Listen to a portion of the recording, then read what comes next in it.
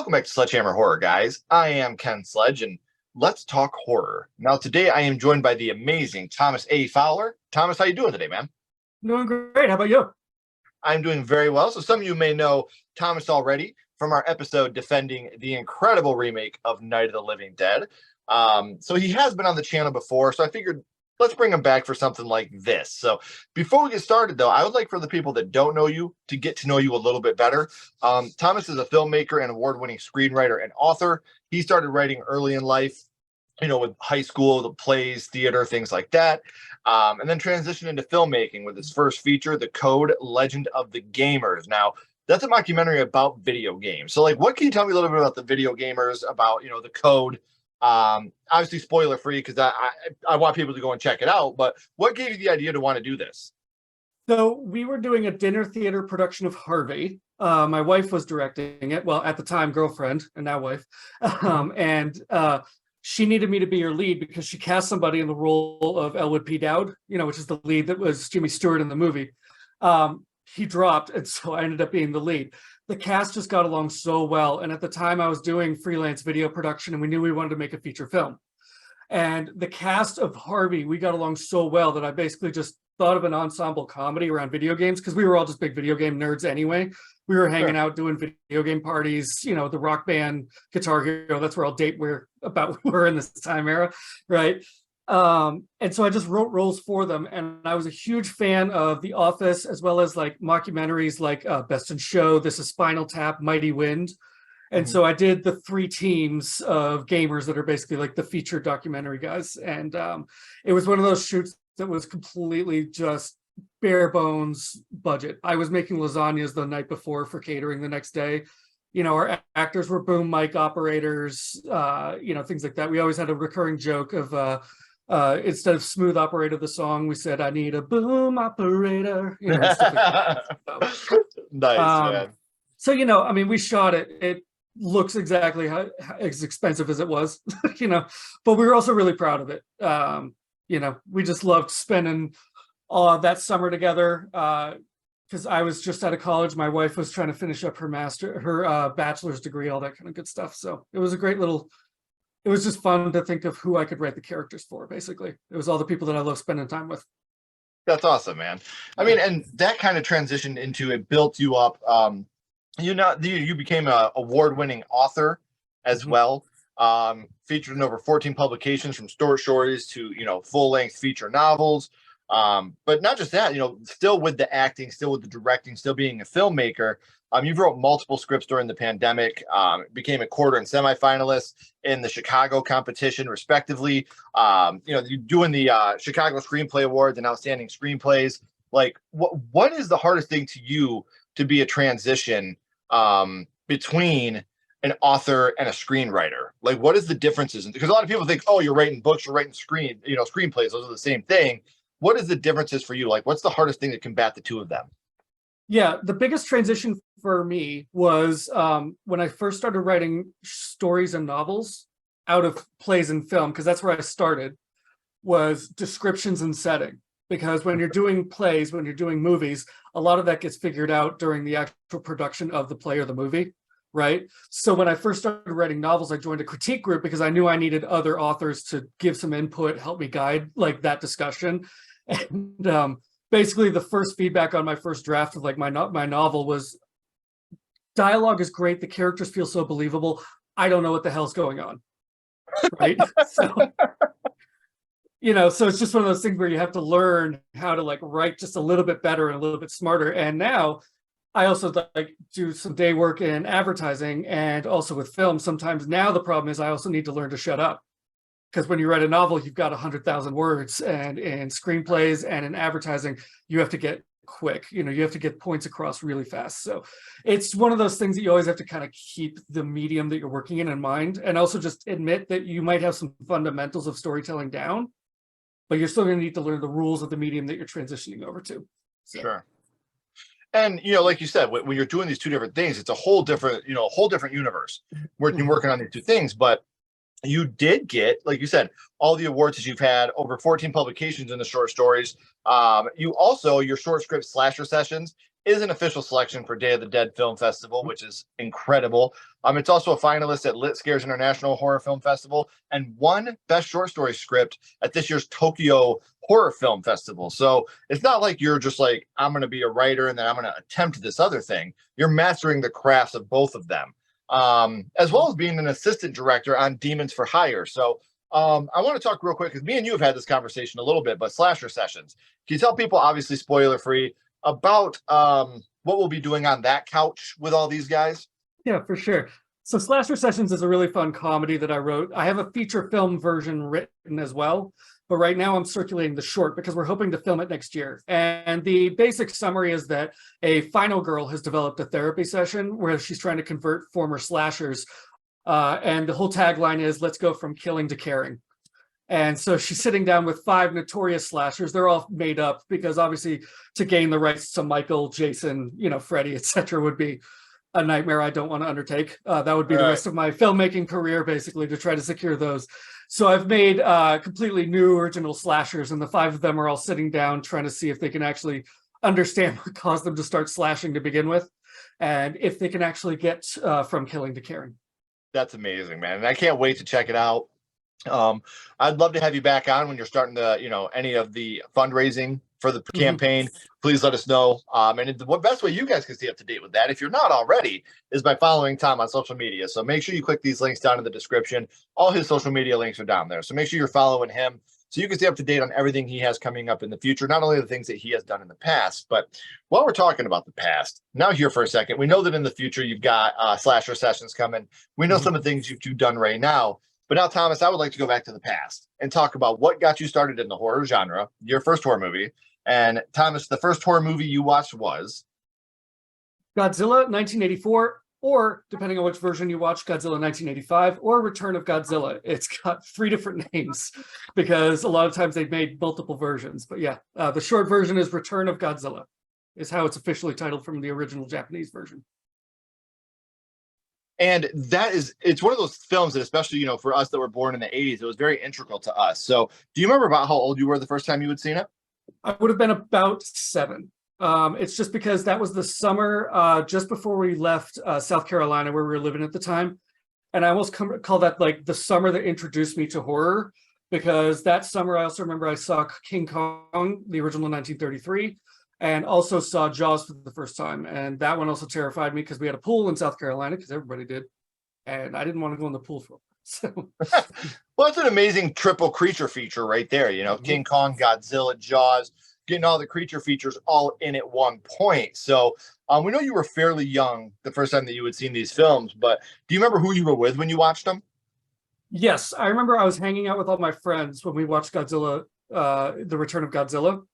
And it's primarily because at the end, I had the opposite of horror where I was bawling my eyes out. If you've never seen The Return of Godzilla, they find out that he's actually following bird calls. So they simulate a bird call and they lure him to a volcano. And so there's this point where they actually feel bad for him because they are the ones, humans, who created him, the monster, but they have to get rid of him. So they feel guilty because we're the reason he exists, yet we have to destroy him. And he has no fault of his own. It's just he's existing because of us, and yet we're the ones who are also going to kill him.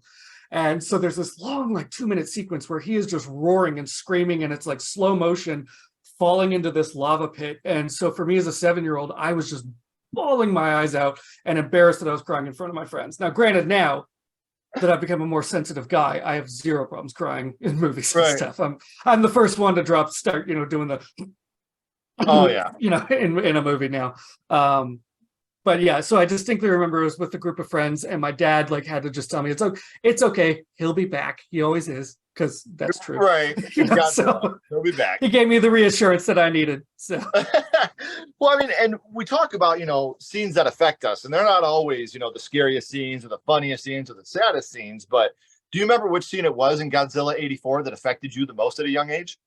Well, the one that definitely scared me the most was before Godzilla even showed up, because they did take the Jaws approach in the sense that you don't see Godzilla in full form until about 40, 50 minutes in. I don't remember the exact time, but they follow a beat that comes from the original Godzilla, where basically there's a fishing boat that stumbles upon him.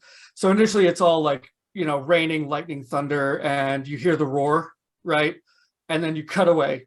That's all you get when you first see the fisherman like panicking and getting the hell scared out of him. But then this reporter stumbles upon the boat while he's just out like on his own.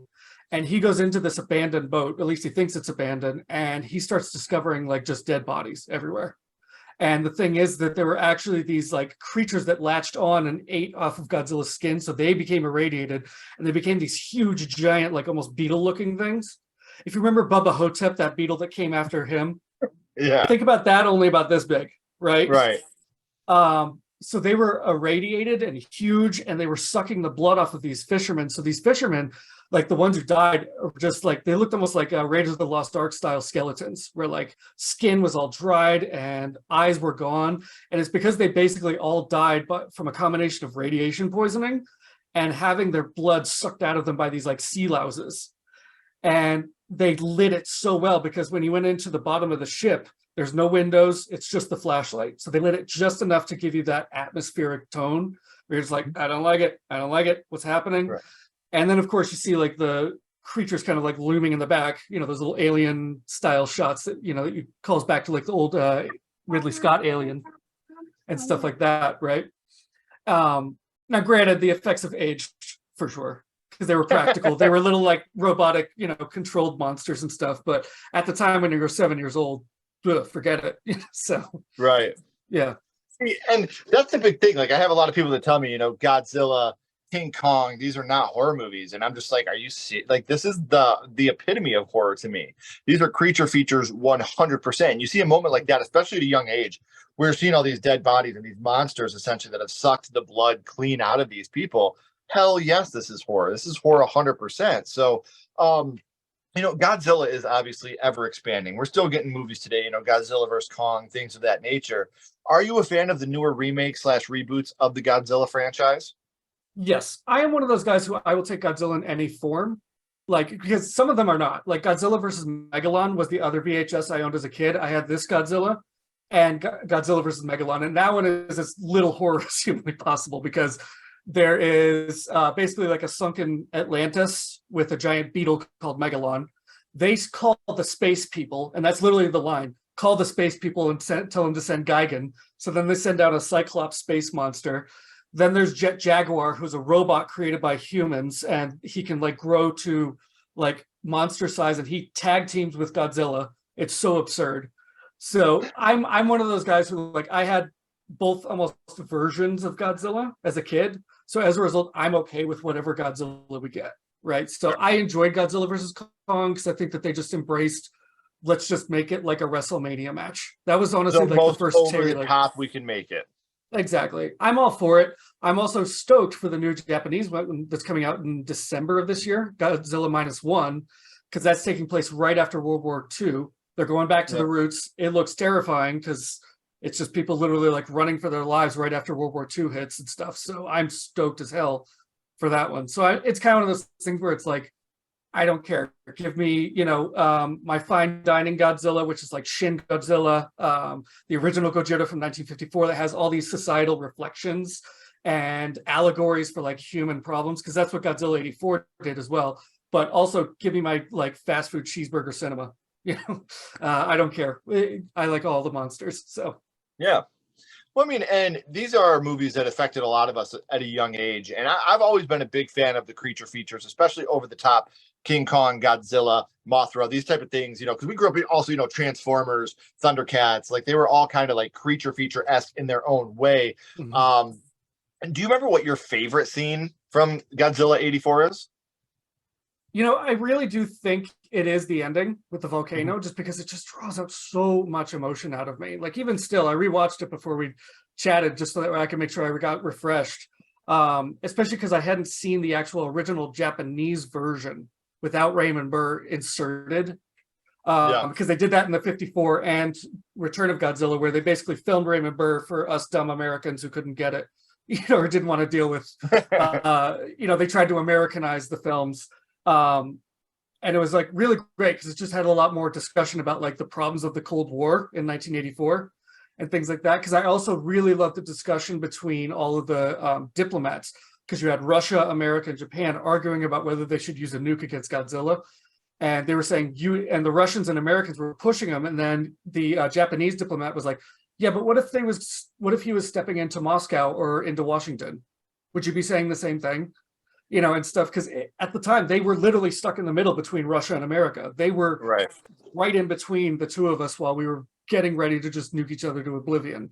So I also just love that kind of discussion because I'm such a big Michael Crichton nerd. I love it when we get heady with like the ethics of the monsters we make, and things like that. So Sure.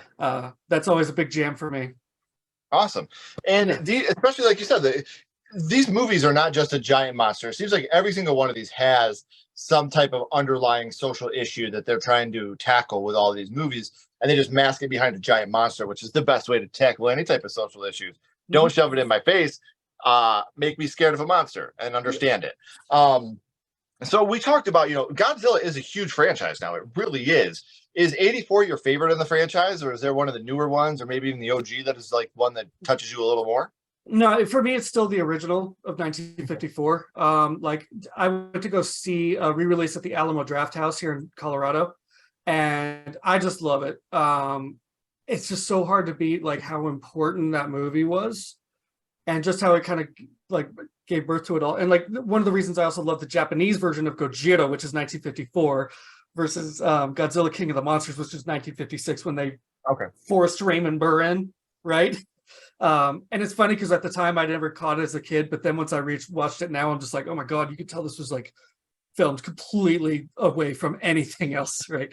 But anyway, it's just so emotional in terms of what they told with that story, because it was made only like 9 years after 1945 when they dropped the 2 nukes. And they put so much imagery and care into those moments. Like in the Japanese version, like they have a lot more scenes where like you see a mom holding her crying kids saying like, it'll be over soon, we could join your father again. And they don't even mention that it's because he died in the war, but you just know it, that's why, right? Sure. And they had the aftermath where they recreated what the people who were hit by all the radiation were like, just on cots everywhere. You had like crying kids over their dead parents and stuff like that. It's just, it gave birth to such an incredible emotion, and it had such an allegory that I love. And that's also one of the reasons I love 84 so much, is that it was starting to get silly, right? Godzilla was turning into a Saturday morning cartoon. The box office was getting pretty low because Terror of Mechagodzilla was the last of what the Showa era, that like 50s to the 70s. And it's because it was just dwindling, right? Like they only like sold like 980,000 tickets is what I saw, which was the least attended Godzilla film in Japan. So they knew it was time to take a break. So just like James Bond, any of those massive long running franchises, like, let's take a breather. But Godzilla 1984, they brought in a lot of the Cold War issues that they were facing, because they wanted to kind of go back to those roots of like, it was a lot more horror. It was actually what Japan was facing as a society in the time, and giving it that allegory too. So that's part of the reason that I hold it with a lot of like near and dear to my heart too. So and that just made me sad when you were talking about the mom. You're like, that's again things that as a little kid you don't even process. You know what I mean? Like those are the things that you don't even put to scale on how heavy they are. So we've talked about your love of Godzilla, not just 1984, but the whole franchise in general, 54, 56, some of the newer stuff, and how much that means to you. But now, Thomas, my little buddy Ghostface is here, and he has a question for you. What's your favorite scary movie, Thomas? What is your favorite horror movie? Yeah, you asked me this last time because we talked about Jaws and Shaun of the Dead. So I'm going to switch it up and go for my new favorite, which has to be Get Out with Jordan Peele. I know it's a little bit cliche, but at the last, when I went to the Days of the Dead Film Festival in Atlanta, somebody had a shirt that said Jordan Peele rules. And I bought that because it's near and dear, because each one has been my 1, 2, 3. It's been Get Out, Us, and Nope in terms of my favorite, but I still loved all 3 of them. They're just so darn good. It was primarily just because like it just did stuff in horror that you hadn't seen. And I knew something was off, but I didn't know where we were going. And that was one movie too that like I loved Key and Peele. So when I found out he was doing a horror movie, I was like, this makes sense, because the skits were so cinematic. He knew how to make those skits like look like a movie. And so I knew it was going to be like something really interesting. So I deliberately didn't watch the trailer. when it Oh, first came. nice. You know, like I saw the teaser and I was like, that's enough. I don't want to know more. And I try to avoid trailers when I know that I'm already gonna go, right? Because all you're gonna do is get spoiled. And I'm one of those people that I like the theater experience to be as genuine as possible. And I love just all of the nuance of the screenplay. And it's one of those movies that also like warrants you going back to rewatch it to see all the seeds that they planted that you didn't notice the first time. Same with like Shaun of the Dead and Hot Fuzz. You and I talked about that last time, how like those scripts are so brilliant in terms of every tiny little seed that gets planted was deliberate and purposeful, because it all comes back in one way, shape, or form before the end of that movie. Absolutely. And it's funny because you know, you're talking about Get Out and how, you know, the cinematic experience. I knew it was going to be great because I've always said that comedians are going to make the best horror actors and writers, directors, because both comedy and horror are all about timing. If the timing's not right, people aren't going to laugh. If the timing's not right, people won't be scared. So I always feel like the people that are like more comedic, over the top actors, writers, directors are going to make fantastic horror off, you know, writer, director, actors, because they know how important the timing is to a script. And Get Out was fantastic. Now we'll flip a little bit because I would say Get Out, Nope, Us. But again, I love all three of them. You know, I think all three of those movies are fantastic. So I can't wait to see what he pumps out for us next. I know, you know, he was a producer on the Candyman requel, which I thought was fantastic. It was a great film. And, you know, he's a producer on the upcoming People Under the Stairs remake, which I think is going to be, that's my wife's favorite horror movie of all time. So I'm very excited to see what we do there. So yeah, it's that's just to me the most important part of a comedian coming over to horror is making sure that they don't lose that timing. The timing is always going to be super important. So, man, I've had an amazing time with you talking about slasher sessions, talking about Godzilla, talking about Get Out. I could talk about these things forever, man. But before I let you go, we always bounce back to the same question. We're going to go back over to Godzilla 1984. And what we're going to do here is rank this movie on a skull count. Now, Thomas, we're not ranking this movie on acting, production, score, direction, nothing like that. All we're doing here is strictly ranking Godzilla on how much it affected you on your first viewing. So 0 skulls being not effective, 5 being extremely effective. You can use half and quarter skulls anywhere in the middle. Thomas, what would your ranking of Godzilla be? If it's the scale of how much it affected me, I would put it at probably like a 9.5, because I don't know that I ever cried that hard at a movie. Now, my mom tells me that I always cried at the end of movies because I didn't want to leave. So, you know, they would actually take me to the movies to get me to stop crying and stuff. But we had to stay like to the end credits even when I was a kid, which is so funny because like the first time I have a memory, I think we talked about this, was seeing E.T., but it's because my mom was going to have my baby sister the next day. So we wanted to do like a fun final mom and dad thing. And E.T. is just so emotionally like gut wrenching. Yeah. My mom was just in tears. And so was I. So my dad thought it was going to be this like fun, like, oh, great little night out for, you know, like mom and son. And then we just both come back and we're just both just like sobbing. You know, this is all from my parents' perspective and telling because I don't remember it. So yeah, but I mean, all that to say that like, I don't remember crying that hard with a movie at any point in my life before that. Right. You know, like I don't have a memory of a movie that impacted me that strongly before that age. You know, it may have, but it's the one that stuck with me. And hence why I've got the t-shirt, the wall, my coffee cup, tattoo on the left arm. Yeah, so, or the right arm here. So, you know, it shapes me. I was gonna say, if you didn't watch that movie, then who knows if you'd be the guy that you are today? You know, you might be a completely different person today had you not stumbled upon that movie at that sleepover. You know what I mean? Well, and the thing is, it shaped my love of like having those intense emotional reactions of seeking out horror and things like that. So I wanted to kind of recreate that experience and such, and it's still even what I do today. I love horror movies now. You know, I thought the new Evil Dead was such a blast in the theater. You know, it's just fun because it was something new and refreshing, but I love the intensity of the emotion when you're going to a horror movie. You know, because that's what I seek, is just that intense emotional response, whether it's a comedy and I'm just laughing my ass off, or it's a drama and I'm crying my eyes out. I don't really care. You know, I don't really have a genre I won't watch or anything like that. I just look for that like really great cathartic emotional experience. Yeah, huge emotions is what I'm going for too. Always. So So I know I said it at the beginning, guys, but I do have all of Thomas's social media links down in the description. So make sure you're clicking those so you can stay up to date on all the things that he has coming up in the future. Thomas, please don't go anywhere, my friend. I got a couple more questions for you. absolutely. Everyone else, if you haven't already, please like and subscribe. It really does help the channel more than you know. And follow Sledgehammer Horror on social media. All our links are down in the description as well.